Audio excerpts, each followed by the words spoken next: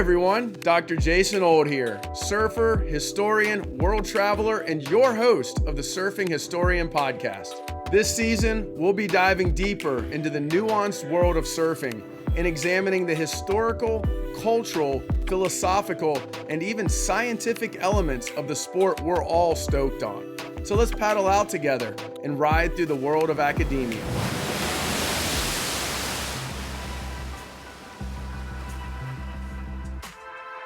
This episode is sponsored by Sovereign Republic. Check out their amazing backpacks at sovereignrepublic.com. I've been personally using their ambassador backpack for all my travels for the last 5 or so years, and it's still as good as new. It's lightweight, stylish, durable, and designed to be carry-on approved for most global airlines. Be sure to use promo code STAYSTOKED for a 15% discount site-wide on their awesome gear.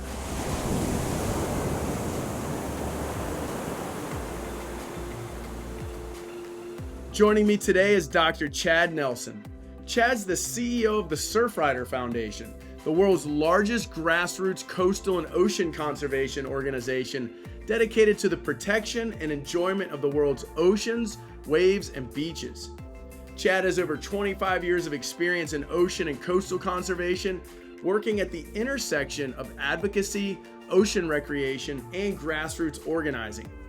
With a doctorate in environmental science and engineering from UCLA, he also has a strong foundation in science, policy, and management. Through his research at UCLA, Chad became a founder in the field of Surfonomics. That is, the study of the economic values of surfing and ocean recreation. For today's episode, he and I'll chat about Surfonomics, as well as some of the threats our oceans and coasts face, and the important role that surfers and surfing can play in the conservation of our beautiful planet. I'm super stoked to have you on the show. Chad and I are constantly crossing paths at conferences around the world, so it's nice to pin him down to learn a bit more about what he's up to. But before we get started, I want to personally thank you, Chad, as well as our listeners, for being part of this episode of The Surfing Historian. Hey, Jason, thanks so much. Stoked to see you since the Global Wave Conference in Portugal, and look forward to chatting. Yeah, Chad, of course, always a pleasure for me too. I just kind of want to ease in before I get into some more specific questions about your your doctoral research, your work, of course, with the Surfrider Foundation. But, I guess before we get into the doctoral stuff, I do want to talk about the Surfrider Foundation. But would you mind just for the listeners who are unfamiliar with either Surfrider or your role with them, would you just mind sharing with all of us kind of what you do and how you got into it, actually? Sure, absolutely. So the Surfrider Foundation is a grassroots coastal and ocean conservation organization. We've got 200 chapters and clubs across the U.S. and 7 international affiliates. We focus on issues like clean water, plastic pollution in the ocean, coastal development and climate change, ocean health, and beach access. Those are really the issues that we work on. Surfrider was founded in 1984, so next year is our 40th anniversary. So we've been around a long time, and I've also been at Surfrider for a long time. This is my 25th year. And even before that, I was a grad student intern at Surfrider in 1995. And that's how I got introduced to Surfrider. I was a broke grad student, getting my master's, and came home for the summer in Laguna Beach, where I grew up, and lived with my folks, worked with my dad, who ran a ocean science summer camp to make some money, and started volunteering at the Surfrider Foundation to get some experience, and just fell in love with the place. And 3 years later, got a job sort of running some of the programs, water quality monitoring, a beach mapping project, and worked my way up and took over about a little over 9 years ago as the CEO. Yeah, it's a fascinating organization. And, I, of course, Surfrider is on the surfinghistorian.com under NGOs. I even in my history of surfing class, I'm, always trying to encourage students to plug into you guys. And So yeah, that's well, I actually personally didn't know it had been around since the 1980s. So that's incredible. So just, before we dig into your academic research, what would you say some of the differences are between the efforts of the Surfrider Foundation in the 80s and maybe now? Just something brief, because we will dig deeper into this for sure. Yeah, it's interesting. In the 1980s, when Surfrider was founded, it was kind of founded for two reasons. One was it was founded in Malibu, and surfers were getting sick at Malibu. There was a wastewater treatment plant up the creek, Tapia, that was dumping untreated waste into the creek that was coming out of one of the most iconic surf spots in the world. So the surfers were tired of getting sick, and surfers were still kind of marginalized back then. It was kind of like the Spicoli stereotype: uneducated, dropout, selfish, not really contributing to society. And interesting, because we've come full circle, is in 1984, the Olympics were in Los Angeles. And the founders of Surfrider were three guys: Lance Carson, a pro surfer, Tom Pratt, an environmentalist, and a guy named Glenn, who worked at JPL. And they were looking at the Olympics and were like, wow, these athletes are a symbol of like hope and success and peace, and just this really big thing. And surfers weren't included in that. So they kind of wanted to both change the public perception of surfers and also tackle some important ocean issues that are making surfers sick. Oh, that's awesome. So yeah, so really now that, surfing, let's say, is taken a bit more seriously, is something we're going to talk about today as well, is surfing in the Olympics. So now it's more surf riders evolved into specifically conservation, much less bringing credibility to surfers in and of themselves. Is that safe to say? Yeah, thanks. And I kind of forgot the second part of your question, but yeah, so Surfrider, focused on local issues in Southern California. Surfers focused on that image thing and also protecting local surf spots. They had a Baja assistance programs. They kind of had a little bit of humanitarian work. And over time, one of the ways the organization's evolved is the way I like to think about it. It started with surfers protecting surf spots, pretty myopic, and trying to help other surfers in around the world. Then the organization, surfers around the globe, said, wow, look at these surfers taking action. They wanted to do more. The organization was tiny, so that's where the grassroots thing started. They said, hey, we can't help you, but we can help you start something like us where you are. That's how our chapter model began. And then it became, hey, surfers protecting communities. Then it became surfers protecting the ocean, right? These big issues like offshore drilling, plastic pollution, climate change are sort of ocean wide. And I would argue now we're looking at sort of like surfing and ocean conservation's role in planetary conservation, with these global issues. So, surfers are a great sort of symbol, I think, for ocean protection. And if not surfers who invested so much and get so much from the ocean, who's going to care more? Yeah, and as you're talking, a couple of things come to mind. Particularly with the sort of ocean, keeping the oceans clean and whatnot. I know you said that, I believe Surfrider started initially in 1984. There was a 1983 Mad Magazine edition with the Alfred E. Newman. I think you remember that, where Alfred E. Newman's surfing this wave and it's just surrounded with trash. And something I try to convey to people is that we're really adamant about it now, but it was still a pressing issue back when you guys started. And so the other thing that came to mind is, a lot of times we hear people say, you and I being scholars as well, is that, oh, well, surfers are aloof. They are aloof and selfish and all these different things. And really, the Surfrider Foundation and all the things that you guys are doing, and a number of others around the world, are really kind of dispelling that myth. So, what are your thoughts on that when you hear people say, oh, well, surfers are they're aloof. They don't care. They just want to go catch waves. Yeah, there's that, and I also think people think surfers are dumb. And there, I remember when I would tell people I was doing my, I was a, at Surfrider, this input of surfers was often discounted because they're like, oh, it's the surfers, how smart can they be? And, that has really changed over time. And then this, it's been really fun to watch, this kind of movement towards academia and surfing is really expanded. And I think the Global Wave Conference, which we'll talk about, has played a role in that. But, I would tell people still today, hey, you're a doctor. What'd you do your research in? Surfonomics. And I always get a laugh, because they're like, how could they don't take that very seriously. So, there's still some work to be done there.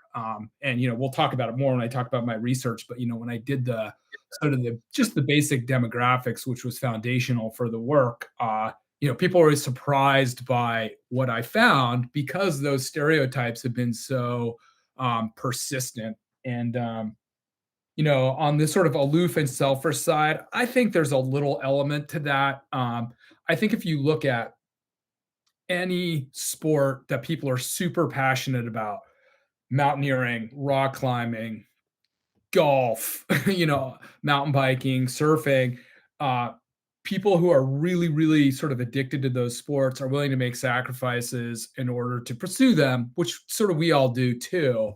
But that does not preclude you from, wanting to give back. Yeah, and it's funny, I do want to get into your research now because, and this is something I've talked about with a lot of guests on the podcast, because virtually everyone's a scholar and they focus on surfing. And, it's that eye roll that we all get when, yeah, I'm doing my Ph.D., which yours was at UCLA, which is an incredible university. And it's like, yeah, on Surfonomics, they're like, okay, yeah, guy, whatever. You just want to go surf. Yeah. Mine is on Nicaragua. It's on the, sort of the proliferation of surf tourism there. If I, as a historian, were studying the Contra War or the revolution, it seems much more academic. But as you and I both well know, our work is heavy in the academic, it's strong academic work. And so, I want to use that as a segue to get into your research. Your dissertation title is, correct me if I get it wrong, but collecting and using economic information to guide the management of coastal recreational resources in California. So, I get it. You surf, we surf, we love surfing, but what compelled you to, let's say, pursue a PhD? And why did you sort of guide it towards heavily focused on surfing? Yeah, those are good questions. So, a couple different things happened to me that drove me to go get my doctoral degree, and I did that also kind of relatively late in life. I kind of went back to school. I had a house, a wife, and 2 kids, so it was not the typical. I was in my early 30s when I did that. So, but I was working on a project in Puerto Rico. It was a kind of a unique project. It was kind of a surfing coral reef conservation project at a place called Tres Palmas in Rincon, Puerto Rico. Beautiful elkhorn coral reefs that are threatened. Big wave surf spot, which most people don't know exists in the Caribbean. And it was under threat from a number of things: overfishing, condo development that was causing sedimentation. And we were working on a conservation project down there, and we wanted to set up a marine protected area, marine reserve around these coral reefs where the surf spot, Tres Palmas, breaks. And we were like, hey, we can do we thought the novel thing then was going to be to do a marine protected area focused on this recreation and conservation things. It's usually solely conservation. And so we were like, hey, this would be cool. We can save these reefs and save the surf and kind of, and setting up no take zones and marine reserves is challenging business. And so we were trying to work with the local fishing community and coastal tourism and others in the town. And we were getting a lot of pushback. And there was this sense this was in the early 2000s, that conservation and economic development were at odds. So the more conservation, the less opportunity for economic development. So we were getting opposed by not only the fishing communities, but also coastal tourism, the town. And I was working with some folks at Environmental Defense Fund. They had this great idea. Let's bring in a natural resource economist, have him kind of do a rapid assessment of this town and talk about what's driving the economy. They had the good sense to think that it was coastal tourism and recreation, which it was. So this guy named Linwood Pendleton, he was at USC, then in UCLA, who ultimately became my advisor, came down, did this rapid economic survey, and he found a couple things. One, most people coming to Rincon were going there, not too surprisingly, to surf, go to the beach, snorkel the reefs, dive. And so he's like, the environment is the economy. And also, interestingly enough, this is something I'm sure you've looked at. It was mostly small businesses, casitas. It was pre-Airbnb, but small little local restaurants and rentals and cabinas. And so all that money was going into the local community and staying there because they didn't have mass tourism. So it turned out that protecting these marine resources was really good. He wrote like a little 5-page report, and that report was just a total game changer for our conservation efforts. It really worked. People were like, wow, didn't understand, didn't think of that way. It changed the whole orientation of the conversation. And, we were able to set up the Marine Reserve, and it's become a model for conservation in that town 20 years later. And so I saw that and said, okay, wow, that's interesting. Natural resource economics is a really powerful tool for conservation. Doesn't seem to be used as much as it should or could be. And a couple of years later, this guy, Linwood Pendleton, this pretty well-known natural resource economist, he called me up and said, hey, I'm going to this cool program at UCLA, environmental science and engineering, a multidisciplinary program. It's kind of professional based. I actually got a doctorate of environmental science. Would you be interested in joining me and doing your dissertation research on natural resource economics?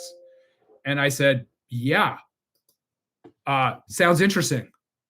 Let's do it. And so, I made the questionable choice, ultimately good choice to try to keep my job, raise my family, and join him at UCLA. And, I started doing what most early academics do. I started reading the literature to understand what's going on out there. So I was reading about, natural resource economics there's a lot of research on beach going, for example, value of a beach day, beach economic impact of beaches, some research on diving in the Caribbean in particular. And as I read the kind of research, I was like, wow, there's zero, absolutely zero on surfing. Sea Grant, which is, a sort of NOAA practical research kind of group, had done a couple of reports on surf contests at the North Shore of Hawaii on the impact, the economic impact, how much money those contests bring in. That was it. And so I said, oh, wow, well, here I am, interested in this topic, looking for kind of a research angle, and there's like nothing on surfing. And the other piece of information, which we'll get to, I think part of your question is, we were also in this big fight at Surfrider to protect Trestles, a world-class sort of surfing area, from a massive toll road that was going to kind of impact the watershed right in our backyard. So I was like, no one's looked at surfing. We've got one of the most popular surf spots in the world in our backyard, and it's under threat. This is a place to do the research. So that's kind of how I ended up at UCLA looking at surfing and surfonomics. Yeah, it's a fascinating story, and it's, I feel like a lot of us share a similar sort of trajectory in that we love surfing, we get into these programs and we want to weave surfing into it. And we find limited resources because it's such a new field. And I know I think yours was 2012 or something. Yep. And so, that was what we call, now critical surf studies was pretty new. Yep. And so, and so you were just alluding to it. I just want to kind of pick your brain a bit more on this term surfonomics. I know we had, and I know you know them, Ana Manero and Javier Leon. I had them on season 1, and they talked about sort of the surfing or economic valuation, I believe, of Noosa over in Australia.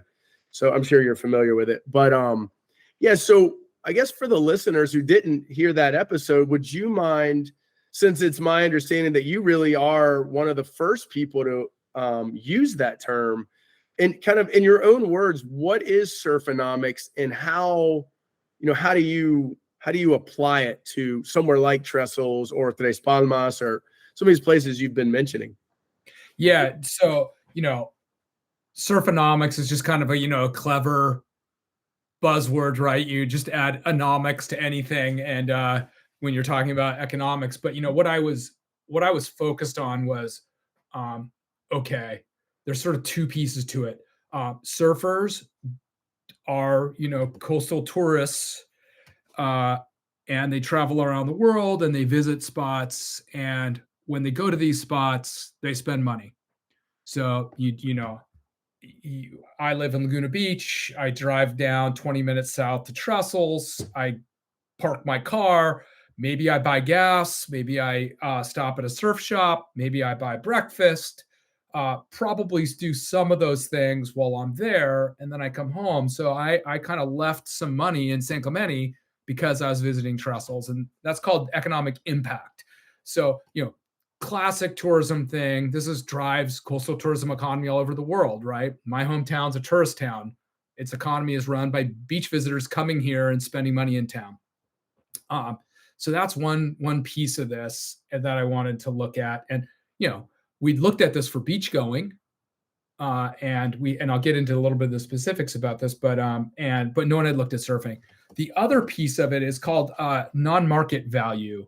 So we were talking about skiing before we hopped on here. If you go to a ski resort and you buy a lift ticket, now $200, and you go skiing for the day, basic economics would suggest that the value of that day of skiing at minimum is worth $200 to you. Otherwise, you wouldn't buy the ticket. And so we know that the value of a day of skiing is $200, for argument's sake. Well, if it's a free resource, hiking the Appalachian Trail, going for, going to a park, going surfing, it's free. So there is no market value to a day of surfing. There's no fee we charge, but it clearly has value to you. If someone said you can't go surfing, you would feel like something got taken away from you. So there's a bunch of different techniques to sort of value that experience, and you can apply those economic sort of techniques to sort of derive that value. A really classic example of this, it's a little different than what I used. This is called the hedonic valuation. Is imagine two identical apartments in New York City on Park Avenue, super desirable. One of those apartments faces Central Park, and the other apartment faces away from Central Park. Everything else about them is identical. The one facing Central Park is going to be worth more because it's got a view. And so the value of that view is essentially the difference between the price of those two apartments. So that's just an example of like eking out a value. Like, does that view cost you anything when you walk out to look at it? Not necessarily. But there's that. In that case, you can kind of use the market value of the apartments to value the park or the view of the park. So I use that kind of an approach. I use something called the travel cost model. Pretty common economic tool to determine the value. So economic impact, how much surfers spend when they come to a place, economic value, the non-market value of that resource to society and to the surfers. Yeah, it's fascinating. And, as you said, you've chosen, at least in your dissertation, to look at trestles. And I want to dig into that with you as well, because, Sure. of course, I've surfed trestles, and, you're kind of just up the road from it. But, and it is a world-class spot. It's very well known. And as you said, it was kind of under threat. I think it still continues to be under threat with some of these different projects. Yeah, in other ways, right? Yeah, exactly. And so, but I'm just curious, as as you're talking about this in your research, Surfonomics and some of this, how do you weave these two together with some of your activism as well with Surfrider? Yeah, and a couple more things. I picked trestles because it was under threat. It's a super popular surf spot, iconic. So there's a bunch of good reasons to pick it. The other thing that's interesting, I was collecting data on surfers, I can get, part of the methodological part of my dissertation was really focused on survey methodology, because that can really influence your outcomes. And Trestles also has kind of like some pretty clear entrances and exits. So it's really convenient for surveying surfers. So I surveyed about 1,300 surfers down at the beach over the course of a year, and in surf spots where people are kind of streaming in and out down every block or downstairs. A lot of surf spots have multiple ways to get to them. Trestles is kind of contained, so that was one of the reasons. The other was that the state parks. It's a state park. They kept really good data on attendance. So they counted and estimated the surfer attendance every day. And it's pretty crazy. This was, what was it, over a decade ago? 330,000 surfers a year visit Trestles. So on average, a little over 1,000 a day. Wow. This is cottons, uppers, lowers, middles, all the way down to church. So it was a pretty big stretch. Right. It was multiple waves in one stretch. Right. So the whole Trestles and the broader Trestles area. Yeah, that's still a lot of people. Huge number of people. I mean, it's notoriously crowded, and right. I had that data too, which is really important, because any estimate of value multiplied by the number of visitors is how you get the total annual value. So you'd say, sorry, not to interrupt. No, go ahead. So you'd say that was probably the main reason, one of the driving forces behind choosing Trestles, and also I assume, proximity to where you live and school too. Yeah, that's right. I was close to the Surfrider office, which is in San Clemente. Crowded, iconic, good data, good sampling. So when you're surveying kind of like how you pick your experiment, those are all the factors. And then it was under threat, which kind of gets to your original question. So I was like, oh, I can calculate these values, and then I can actually share those as like we did in Puerto Rico with the decision makers to influence the decision. So, the city of San Clemente, for a bunch of different reasons, was pro toll road. We were anti toll road, but I didn't change their minds. But, I showed them that 83% of the visitors that came to Trestles were from out of town, and they contributed $8 to $13 million a year to the economy of the town, which is significant.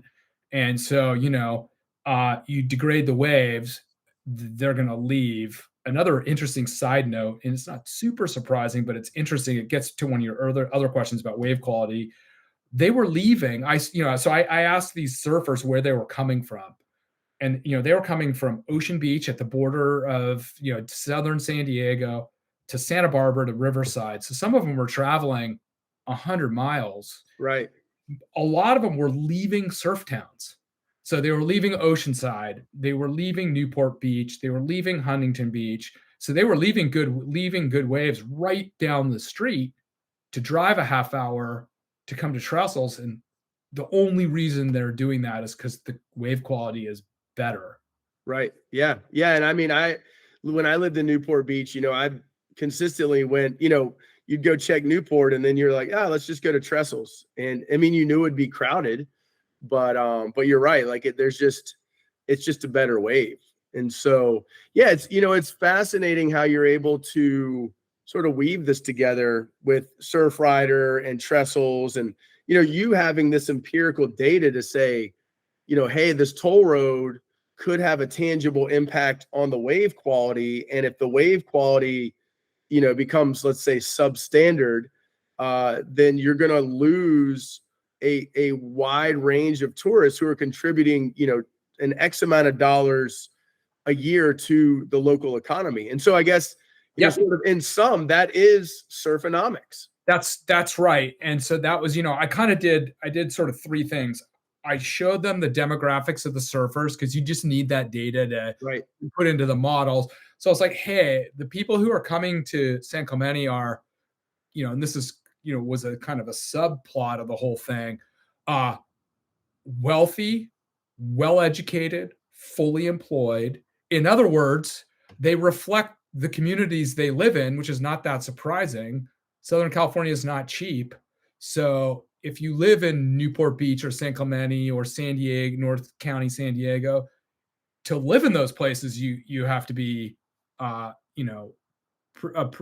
pretty like sort of well-to-do person who's working and has a job. And so I dispelled the stereotype. These are a bunch of like vagrants showing up. These are people who look like everybody else in your town. Two, they're spending a lot of money in your town when they come. And if the wave goes, if the quality degrades, they're going to stay home. Because if the wave's not any better in Newport, why drive?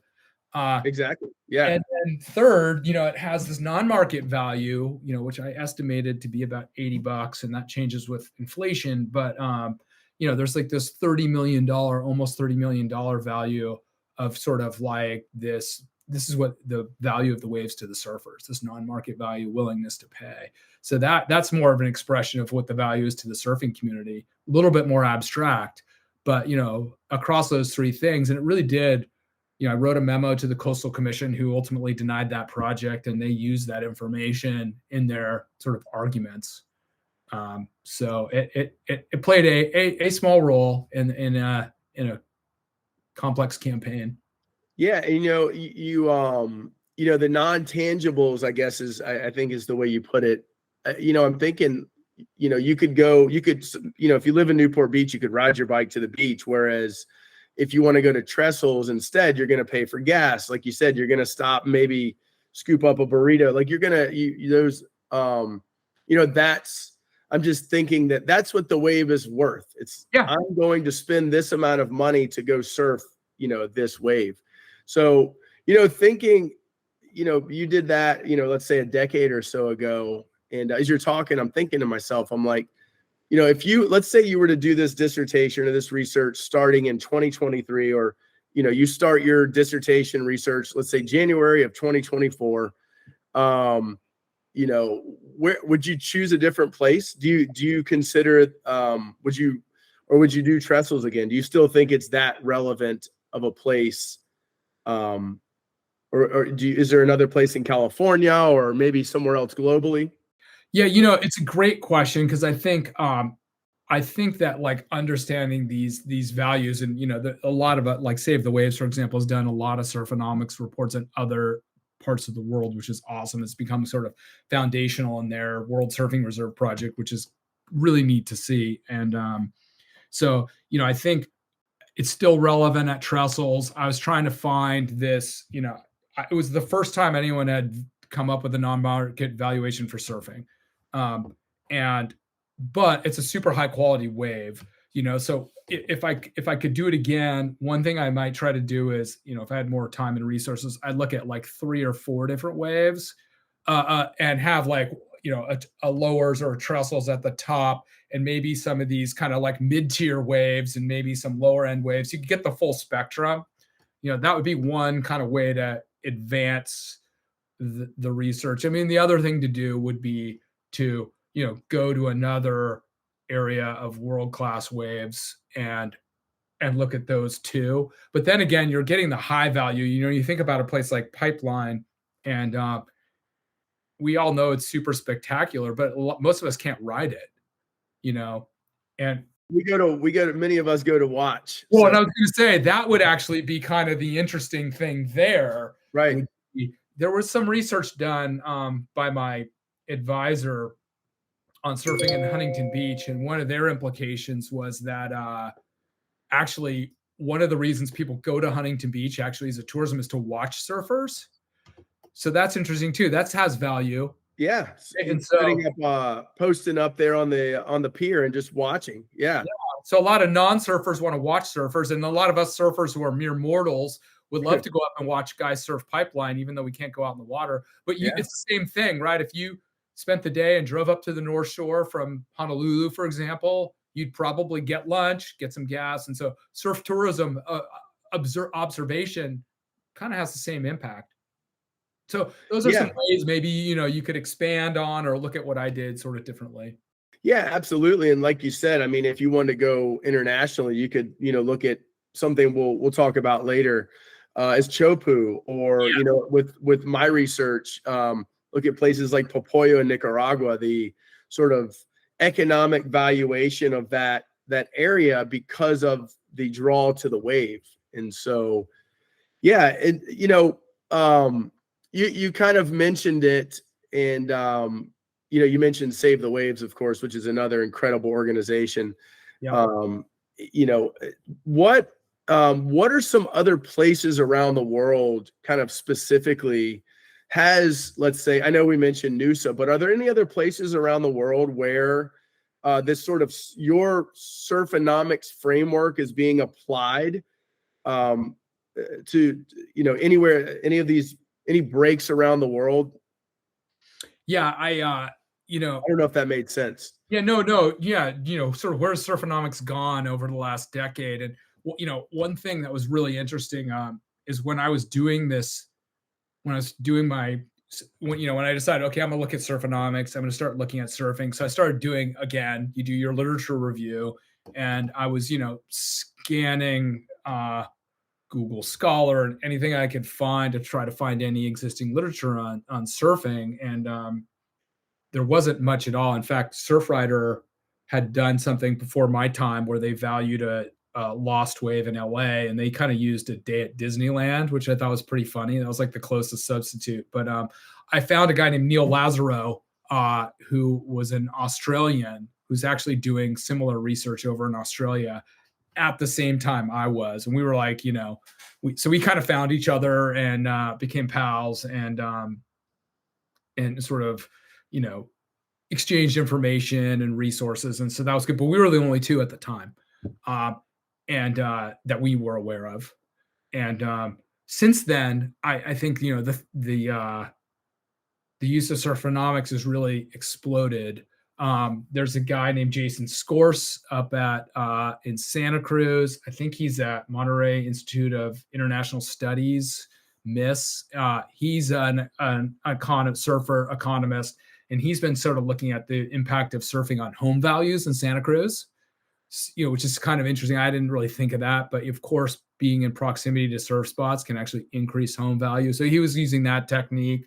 Save the Waves has looked at Surfonomics at Ensenada, Chile at Punta de Lobos, down in Brazil. So I bumped into some guys when we were at the Global Wave Conference that are doing research in Portugal. So it really seems to have blown up. And, interestingly enough, something that's happened to me is subsequent to doing that research, I ended up getting hired as the CEO at Surfrider. And so that job's been pretty all consuming. And so I have kind of stepped away from research. So I'm not as in touch with it as I used to be. Now I'm trying to usually raise some funds to fund the research instead of actually doing it. So I've lost touch a little bit with what's happening most recently. That said, right now we're trying to raise a little bit of money to actually redo the original Surfonomics study in Puerto Rico that was published in 2001 to kind of do because that town has really transformed since then. It's pretty underground, quiet surf town, not a lot of tourism. It's now much more popular place, much more sustainable, environmentally responsibly managed, including the marine reserve we set up. So I kind of want to do a before and after comparison. So I'm trying to work with a grad student to kind of replicate that study and see what's changed. Yeah, I mean, it's interesting how you say like your role now with the Surfrider Foundation is you're doing less academic research, but I would say your doctoral research and having that doctorate is really, in my view, legitimizes you as the rightful CEO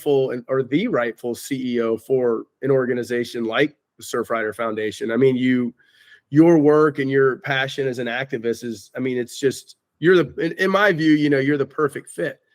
And, I just kind of remember even first meeting you at one of the earlier Global Wave conferences and thinking like, it's pretty awesome to have somebody with this incredible organization that has a doctorate, like it helped legitimize what I was doing. I'm like, okay, like I can be a surfer and a scholar, and individuals like you help, show the rest of us that, we can have legitimate careers loving surfing, but also having a very tangible, positive impact on the environment. So I think it's a great fit. And, but I do want to dig into some of your research a little more. I want to give you a quote from your dissertation and, sort of pick your brain on it. And I do think as I was reading your dissertation, what you're doing at the Surfrider Foundation, it completely overlaps. Yeah, And totally agree. you say surfing areas are sensitive to environmental changes resulting from natural geomorphologic changes and human interruption of natural coastal systems.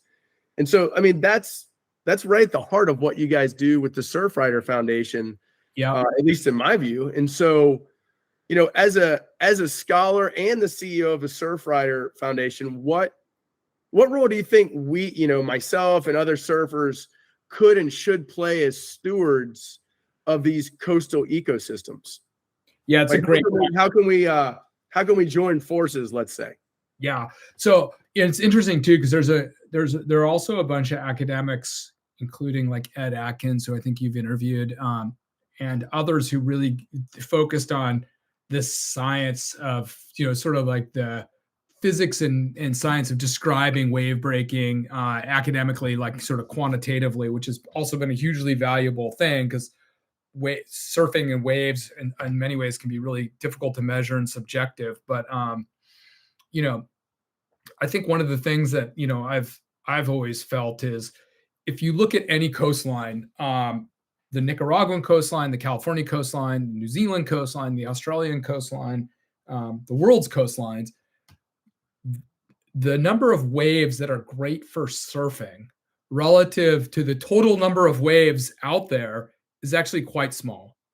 And so all these things need to come together just right to make a great surf spot. You need the right sort of angle of wave breaking. You need the right tides. You need the right wind. All these things need to come together. And it's pretty rare to get a good surf spot relative to all the other waves that are breaking that aren't that surfable. And it's really rare to get these ones that are just the gems that we all know. And we also know they're really sensitive to change. A foot of tide change can affect a wave. If the sand shifts, it can affect a wave. There's a wave, Barra de la Cruz, down in mainland Mexico, that famously disappeared. They had a contest there. Everyone wanted to show up. It famously disappeared because the sand washed out. The point break went away. It's back now, but and the wind. So subtle shifts in the environment can change the wave quality. And that was the point I wanted to make at Trussell's. Hey, is the wave going to disappear if you build this toll road? Probably not, but the water quality is going to degrade from the freeway. The cobble and sediment that come down the watershed that make that wave so magical are going to be cut off. So it's going to degrade over time.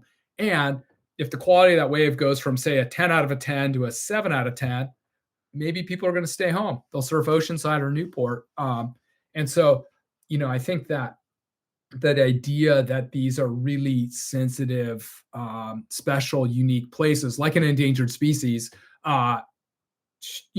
speaks to the reason we should really work hard to protect them and the natural systems that create them, right? That wave is a confluence of the watershed, the offshore health, all these things coming together. So you really got to protect the whole ecosystem, which is what Save the Waves is doing. And, so if you're a passionate surfer or you just care about these places, there's waves I will probably never surf or visit, but I still want them to be there. I think you should be invested in protecting the ecosystem, or the surf ecosystem, as Save the Waves call it, the water quality, and also sort of the community in those places, because at the end of the day, it's the community that's the stewards. We want important laws and policies to protect places, but those laws and policies never do it by themselves. It requires a community of people who care to make sure those laws are enforced and applied. So all of us, I think, have a stake in getting involved in our local communities, and all of us have a stake in kind of protecting these places. And that can be done by advancing academics. That can be done by being a local activist. That can be done by supporting causes that you care about. There's a lot of ways, that we all participate. I just think everybody should sort of have an oar in the water and be trying to, contribute in some ways, given how much we all get from these spots. Absolutely. And I have one more question from your research, and then I want to get into really, more specifically about the Surfrider Foundation, and kind of move in that direction, because I think it's important for the listeners to get a deeper understanding of what it is, what you all do, and more importantly, as you just kind of alluded to, like, how can we be involved in this? As you said, there's plenty of waves out in the world that you and I probably won't surf, but we do want them to exist, and we do want them to be accessible for those that can surf it. And so, my question comes from chapter 4, actually, and I think the chapter was mitigating the adverse impacts of shoreline armoring on California beaches. And so, I guess first off, what do you mean by armoring? And why is that a concern? And the other thing is how, why would somebody want to armor the beach, so to speak? And, what's the impacts have climate change had on a lot of the stuff that we're talking about? Yeah. So, beaches are one of the most dynamic landscapes on the planet. Sand can move 6 vertical feet in a couple hours with the right swell and current. So they're super, super dynamic. And, over geologic time, they've moved miles in and out, up and down the coasts in different places. And so, we as humans have made the mistake, mostly because we love these places so much, of building too close to this super dynamic landscape. And then it changes, and then it threatens our infrastructure. So, you build your house too close to the bluff in Pacifica or in San Diego, and the coasts start to erode, which is what they do, and your house is threatened. Or we knock down the dunes, and because we want a whitewater view, and then the coastlines, the water starts to encroach your house. And so that coastal erosion problem, which isn't a problem until humans get in the way, coastal erosion is actually what made our coastlines to begin with, the beautiful places we love and most of our surf spots. Every point break's a function of coastal erosion. And but then our infrastructure, our roads, our homes, get threatened by coastal erosion. So there's basically 3 things you can do in response to coastal erosion. One is armor the coast. So you build a seawall, or, that could be a revetment, riprap rocks. It could be a vertical wall. Just, hey, we're going to force the erosion to stop. 2, you can add sand to the beach nourishment. Or 3, you can move back. Easy to say, hard to do. We tend not to do that, although we have a couple good examples. But so if you armor the coastline, the ocean still wants to encroach the coast.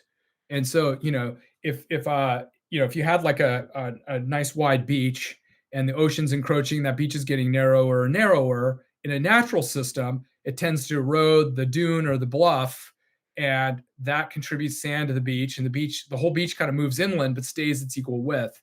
If you fix the back of the beach and the water keeps encroaching, it squeezes the beach out. So you lose the beach. And then before you know it, at high tide, the water's rebounding off the seawall, causing more coastal erosion. It actually accelerates the problem and can impact the surf, and you lose the recreational access to the beach. So unfortunately, that's been sort of the typical approach to a lot of coastal erosion. About 10% of California coastlines armored, and more is being done as we see coastal erosion occur. And coastal erosion, generally is happening because we're losing sediment supply to the coast. So sand and sediment usually comes down rivers, and we've paved our watersheds, and our creeks are now storm drains. Think of Terminator or Grease. It used to be a sandy river down to the beach. So we're cut off the sediment supply, and sea levels are rising, both over geologic time and ice ages. Sea level is a natural level rise, is a natural phenomenon, and as we know, greatly accelerated by climate change. So on average, it depends on the geologic circumstances, but on average, sea level's risen about 8 inches in the last 100 years. And that's enough to cause a fair number of challenges, like 86% of the California coastlines eroding. Well, we're going to see 1 to 3 feet, in the next 50 years. So a doubling, tripling of sea level rise is happening.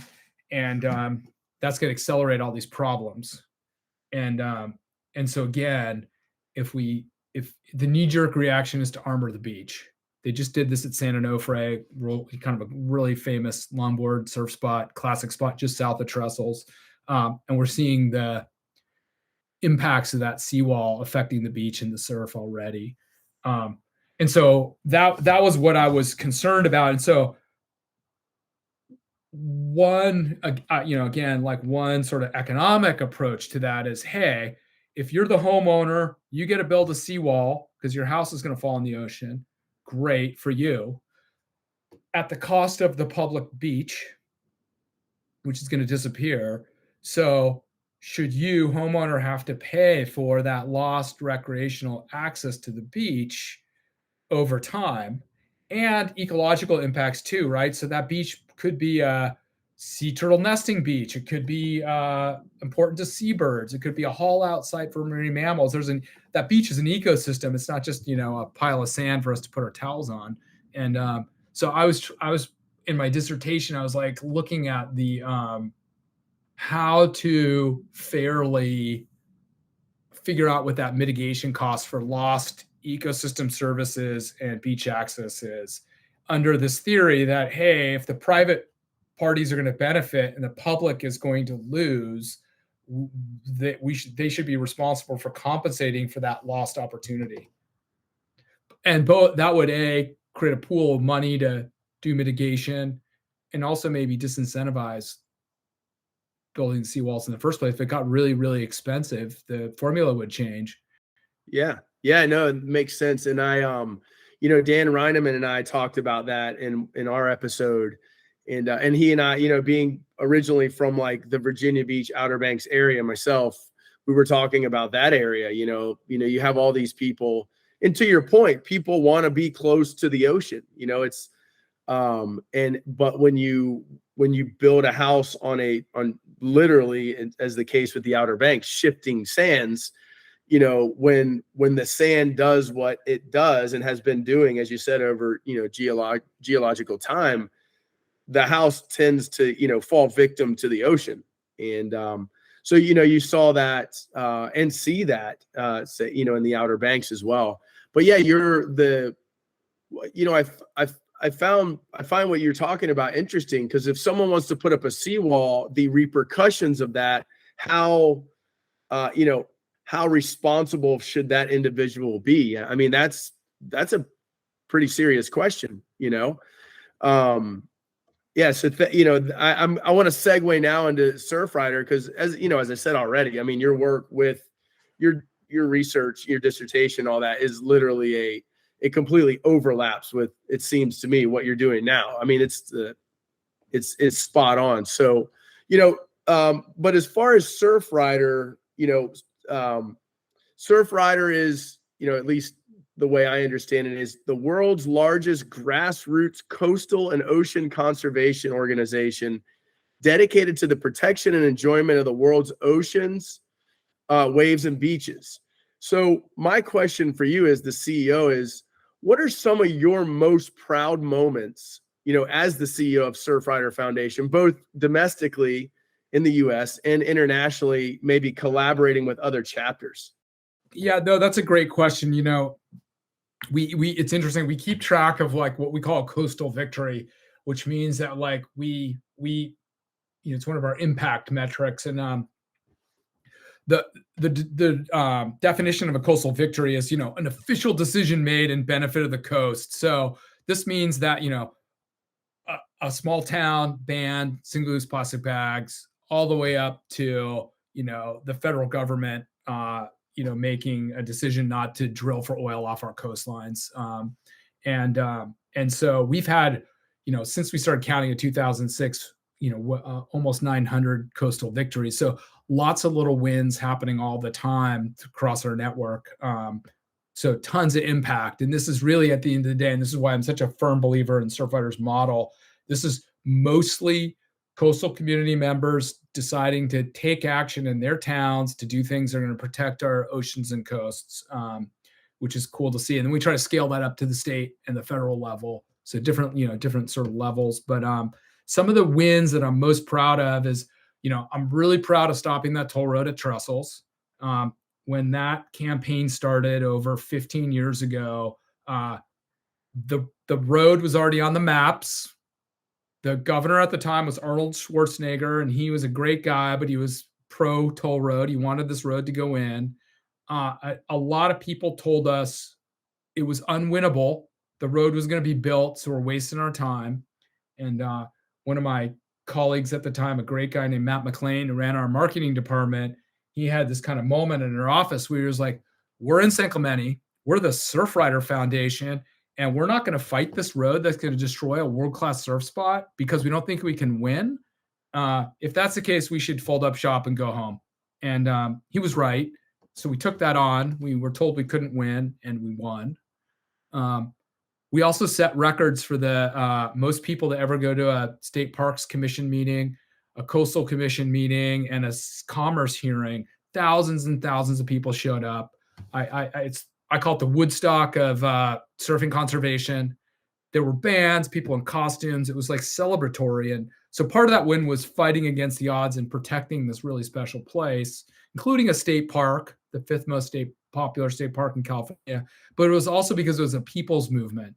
It was that grassroots movement that really saved it, against the political odds. So that's one. And we talked about this Marine Reserve in Puerto Rico. Really proud of that. It was one of the first Marine reserves to kind of focus on coastal recreation, and really shape the trajectory of that small town in a positive way. And then sort of more recently, the Trump administration, almost 4 years ago, I guess even longer when they announced it, when he got elected, he proposed opening all coasts of the United States to offshore drilling, which was, one of those threats that I didn't think we still were going to have to face. And we rallied long and hard to oppose that. And again, we started in local communities and used economics. If you're a small town in North Carolina, you're a restaurant owner or a hotel owner, you have very little to gain from drilling off your coasts and everything to lose. Because if there's an oil spill, no one's going to come to your beach, and your restaurant, your hotel is going to go out of business. So we were able to kind of use local surfonomics or beach economics to persuade folks that this drilling was to the benefit of these international oil companies and not to local economies. And as a result of that, we got Florida, Georgia, South Carolina, and North Carolina to oppose offshore drilling, even though they were right-leaning states that tended to be pro oil and gas generally. And so we're really proud of the fact that, again, we were using economics, we were using grassroots organizing, and frankly, some common sense and a lot of hustling around to ultimately, convince coastal communities and then states and then ultimately the federal government that that offshore drilling wasn't the answer. So those are some of the wins that I'm really proud of, and all of them are really focused around people power, and local engagement. We, back to sort of the dissertation, and we want to make sure that we're always being science-based in our advocacy. So having that solid science background, factual background for anything we advocate for, and sometimes the economics really makes sense. Yeah, no, it's incredible, and just like you said, you just mentioned, Florida, what was it, Florida, Georgia, South Carolina, the South, basically, that is, at least in more recent times, has historically been more conservative and more apt to get on board to some of these, drillings and all of that. And so, I guess what I gathered from that as you were talking was, one, again, just to reiterate that surfers aren't just aloof and want to just go catch waves. And, these campaigns really transcend, let's say, certain political boundaries and both, that spectrum of, political leanings. People, no matter where people fall on that spectrum, a lot of times, like, we value the ocean, we value conservation. We want that, something that, Dan Reineman said in our interview, kind of paraphrasing, but it was like the waves that I get to surf or my dad gets to surf, I want my grandkids to surf those. And that's really, it feels to me that seems to be at the heart, say of Surfrider Foundation. And like, really, you guys are champions for preserving our world's oceans and waves for future generations. And so I guess, kind of I've sort of broken this into two questions, but I want to start with, what are some of your current campaigns that you guys have going on domestically here in the US? Yeah, so there's sort of two, maybe three big buckets. We're still fighting the plague of plastic pollution in our oceans. Too much plastic ending up in our seas for a bunch of different reasons. But single-use plastics, which is what we're finding on beaches still, every beach cleanup, are the lowest hanging fruit. We just need to get rid of those. So we're kind of working state by state to try to, community by community, state by state, to pass laws to regulate single-use plastics. We banned foam in Delaware this year, for example. So we're chipping away. We passed laws in Oregon and Washington to do the same. And the most important plastic pollution laws that are coming down the pike now, California passed a bill like this, as did Maine. It's called extended producer responsibility, which is buzzwordy, but what it means is extending the responsibility of the plastic pollution to the producer. So, the same way you can kind of bring your iPhone in to get it recycled, we want the producers of the plastic to be responsible for the end life of the plastic. And that, we think that'll be game changing. Instead of us trying to like recycle or beach clean up our way out of it, we want the people making the stuff to be responsible for it. So a lot of work on plastic pollution laws. The second is we're launching a program called the Climate Action Program, looking at nature-based solutions to these sea level rise and coastal erosion problems. So instead of seawalls, like we talked about, let's replant dunes, let's replant mangroves, let's restore wetlands. These are all natural buffers to sea level rise. They provide habitat. They suck in a lot of carbon. Blue carbon's become a new sort of thing. We realize that these coastal ecosystems can do a really good job of sequestering the carbon. It could solve 20% of the sort of climate change problem. So really working hard to find ways to adapt to sea level rise and create nature-based solutions. And last is we've got a federal bill called the Beach Act that we helped write in 2000. It funds national water quality monitoring. And so, we want to make sure that we all know if it's safe to surf, swim, or play before we go to the ocean. So every year we're fighting to get this thing funded. We usually get about $10 million. We want to get it up to 15 and ultimately 30 million, which is nothing compared to the like multi-billion dollar beach tourism economy. And so, we think spending some money to make sure the water's clean is worth doing. So those are some of the things that we're currently focused on. Yeah, that's awesome. And I want to, now I have an international question, and I know where this is going because you and I have talked about this. But Yep. with with the Olympics coming up and surfing taking place, unless something radically changes, taking place in Chopu. So I have a bit of an international question. How does Surfrider work with local government agencies to provide preventative measures? And I guess sort of leaning into the Chopu scenario, what is going on there for our listeners who might not be aware? And is there a local chapter of Surfrider who's able to get involved, or what are you guys? What is Surfrider doing as a way to voice their opinions with regard to this? Building this sort of structure over the reef. Yeah, judging tower. So Surfrider has international affiliates in Europe, which is based in France, which is relevant for this, but also, Australia, Canada, Senegal, Morocco, Japan. And so, we tend to want to work with locals and local communities because they know what's best. And we try not to weigh in on issues when we're not connected to the local community because it's hard to know what's going on. Tahiti is a French territory. So it's sort of under the purview of Surfrider Europe, which is French. This is the French are leading the 2024 Olympics. They just happen to be having, everything's taking place in France and Paris and, that area, except for surfing, which is taking place in this, former French colony territory now. And so this is really a Surfrider Europe issue, and we're supporting them, but it's also a global issue, right? Because it's the Olympics. And the controversy is, this wave at Chopu is a reef pass. So it's this incredible coral reef that makes this wave. It's one of the most iconic, terrifying, magical, amazing waves on the planet. A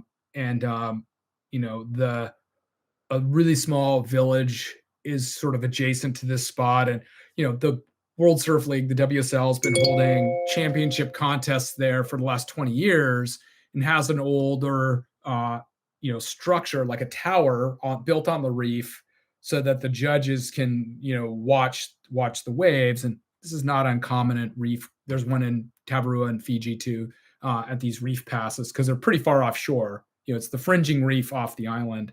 So it's hard to see from the beach. The controversy is that the Paris, the French Olympic Committee wanted to build a giant aluminum tower at a new location on the reef because they said the existing tower that gets put up and taken down for every contest is inadequate. The local surfing community, including some of these internationally recognized local Tahitian surfers who are incredibly talented, have come out in strong opposition to this new tower, saying it's overbuilt, it's going to have unnecessary impacts on the reef. The Olympics has a long history of overbuilding for their Olympics for all kinds of sports, arenas that don't get used again and things like that. And so, there's fear that this is going to harm the reefs. The local community has been pretty vocal about it. They've gotten a fair amount of attention in the surfing community. We've been working with the folks at in Surfrider Europe to kind of understand this, try to understand the impacts. And, it kind of is a classic case of it. Like a lot of these issues is someone wants to build something that, the local community is opposed to. Usually what you want to do is try to understand the science and information behind that. It's been very difficult to get that information. So they say the old tower isn't up to par, but they haven't really given any specific reasons to why. They say they have certain needs, but they haven't really been able to articulate those. So the rationale for a bigger tower that's going to impact the reefs, in my opinion, has been sort of poorly substantiated. I also think, these local surfers and these communities have been stewards of these reefs for generations. It's their spot. The Olympics is going to come and go in a matter of days and weeks, and they're going to be left with this place that they've been stewarding. So I think more deference should be given to the local community, and they seem to, there seems to be some progress made on that, but not enough. It'd be a shame, in my opinion, to have the surfing in the Olympics be marred by this local controversy when it's pretty clear that I feel like if they really made a genuine effort to work with the local community, they could find a solution that kind of meets the minimum needs of the Olympics and also is satisfactory to the locals. I mean, they've been hosting contests there forever, so it's not like they're anti-contest. I think they just have a genuine concern about the impacts. The Paris Olympics is going to come and go, and these people are going to rely on those reefs for their livelihoods and their well-being forever. So Surfrider US, in conjunction with Surfrider Europe, kind of weighed in on this on Friday. Also last week, one of the incidents that really put this thing on the sort of global map was the local surfers warned that the site they were going to try to build it was too shallow and that they were going to end up like running on ground on the reef if they tried to build there. The organizers seem to have ignored that. And then last week, sure enough, they brought a barge out without anything on it and ran aground on the reef, kind of, in my opinion, proving the locals were correct and harming the credibility of the organizers. So that's kind of where things stand right now. And my hope is that the organizers will listen and get more involved with the local community to try to find a solution that everyone can live with. Yeah, it's always troubling when these outside entities, like you say, this Olympic Committee and those involved just sort of overstep and ignore the local insight of people who have been, living in these environments for, like you say, generations. And so, yeah, hopefully, things will pan out. Of course, we're recording this podcast in December. It'll be coming out in the spring, and hopefully some sort of agreement will be met by that time at the, eventually when the Olympics start. So hopefully, things will pan out and the local community will be at least heard, or at least, perhaps even a beneficiary of this event more so than they seem to be now. Chad, this is, I think you and I could sit and chat all day long about this stuff. So, but I'm gonna have to go ahead and give you the last word. And usually I just kind of, it's sort of open-ended, but I have a very sort of specific one for you because of, the fact that you are the CEO of the Surfrider Foundation.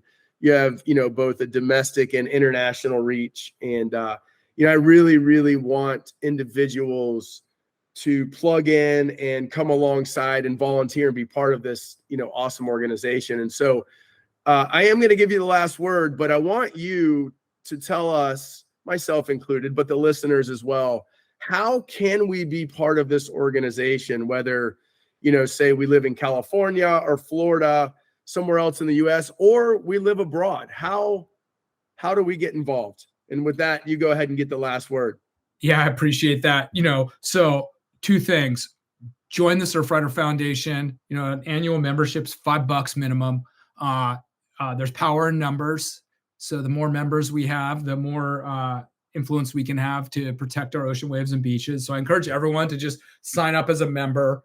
And then two is get active locally. We've got chapters all over the country, all over the world with our affiliates. So, roll up your sleeves and get involved in your local community. And if Surfrider's not there, there's probably somebody else working to protect your coasts and your oceans. So get involved with them. If there's anything I've learned in the last 25 years, it's that people who care really can and do make a huge difference. So I encourage everybody to find a way to get involved in protecting these places that give us so much and we love so much. This episode concludes season 2 of the Surfing Historian podcast. I want to take a moment to thank our audio engineer, Taylor Ramon. as well as our sponsors, our guests, and of course, all of our loyal listeners from around the world. Thanks for an incredible season. I'm your host, Dr. Jason Old, and until next time, stay stoked. We also want to take a moment to thank Sovereign Republic again for sponsoring this episode. Don't forget to check them out at sovereignrepublic.com, and while you're there, use promo code STAYSTOKED for 15% off your purchase.